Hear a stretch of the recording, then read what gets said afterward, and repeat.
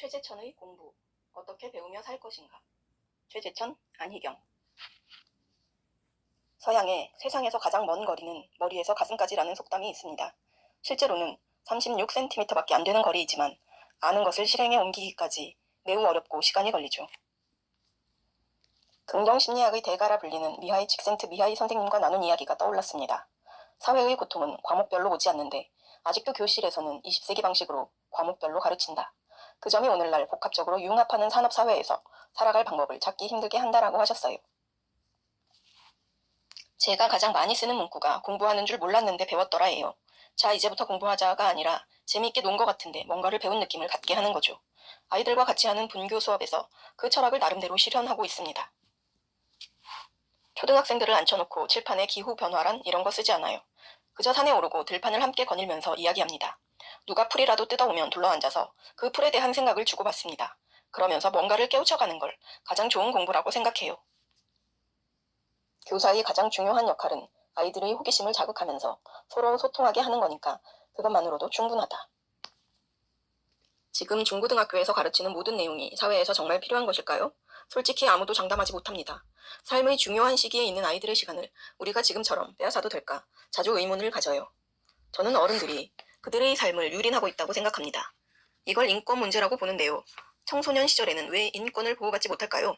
먼저 살아봤다는 이유로 기성세대가 청소년에게 삶을 접고 공부만 해라라고 말할 수는 없습니다. 지금의 교육제도는 위 세대가 아래 세대를 압박하는 장치가 됐습니다. 이제라도 그들에게 정말 필요한 게 뭔지 고민하고 모두가 삶을 즐기면서 자라나도록 길을 내야 합니다. 왜 우리가 교육하고 공부하는지를 숙고해야 할 때가 왔습니다. 오래전 한 일간지에서 서울대학교와 카이스트에 들어간 5명을 한자리에 모아놓고 어떻게 공부했는지를 물었어요. 한 목소리로 수학은 암기 과목이라고 했습니다. 수학은 유형이 있는데 몇십 가지 유형을 전부 외우고 어느 한 유형을 적용해서 기계적으로 풀면 된다고요. 적어도 대한민국에서 가르치는 수학은 그렇습니다. 수학은 상당히 직관적인 학문이더라고요. 전체를 보고 흐름을 파악하고 어떤 요소들이 필요한가를 분석하며 그걸 바탕으로 문제를 풀어나갈 수 있는 구조를 만들어내는 거예요. 미국 아이들은 수학을 대체로 못해요. 하지만 수학 수업은 우리와 다르게 이루어집니다.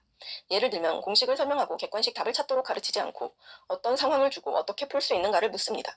그러면 아이들이 무리를 지어 궁리합니다. 한 아이가 우리가 풀어야 하는 걸 X라고 두자 하면 다른 아이가 X로 가야 하는데 지금 우리가 알고 있는 건 뭐지? 아는 걸 A와 B라고 할까? 하고 생각을 나눠요. 이 과정이 수학이에요. 상황을 관찰하고 구조를 분석하고 그것에 요소들을 부여해서 관계를 찾아가는 겁니다. 그런데 우리는 해법만을 열심히 가르칩니다.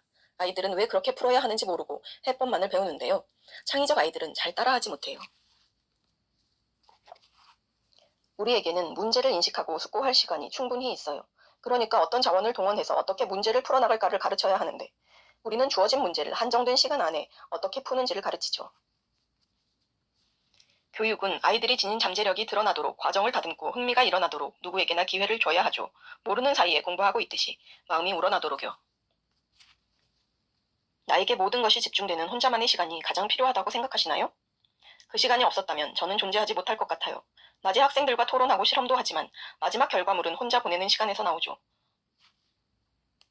함께 모여서 해야 할 일도 있지만 혼자서 생각하고 조사하고 읽는 시간이 가장 중요합니다. 고독이란 자발적 홀로 있음에 가까운 것 같아요. 이 홀로는 세상과의 단절이 아니고요. 내가 나와 온전히 함께하면서 내 안에 스며든 세상의 요소도 바라보도록 안내하지요. 5일 후에 마칠 일을 5일 전에 끝낸다. 왜 그러냐고 물었더니 5일이라는 시간을 확보하기 위해서라고 했어요. 미리 끝내고 틈날 때마다 리포트를 다시 들여다보며 조금씩 고친다고 하더군요. 그러면 질이 좋아질 뿐 아니라 돌발 변수가 생겨도 대처할 시간이 있다고요. 그날부터 저는 미리 한다가 습관이 되도록 노력했습니다. 언제까지 끝내야 하는 일은 일주일이나 2주일 전까지 끝내야 하는 일이 됐어요. 미리 다 해놓습니다. 남은 기간 저는 다른 일을 하다가 갑자기 30분 정도 여유가 생기면 그때 다시 그 일을 살펴봅니다. 한 번 더 읽어보고 조금 고치고 파일을 저장하죠. 독서는 일이어야만 합니다. 독서는 빡세게 하는 겁니다.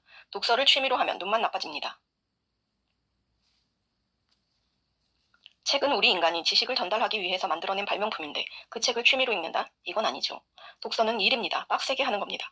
읽어도 되고 안 읽어도 되는 책을 그늘에 가서 편안하게 보는 건 시간 낭비이고 눈만 나빠져요.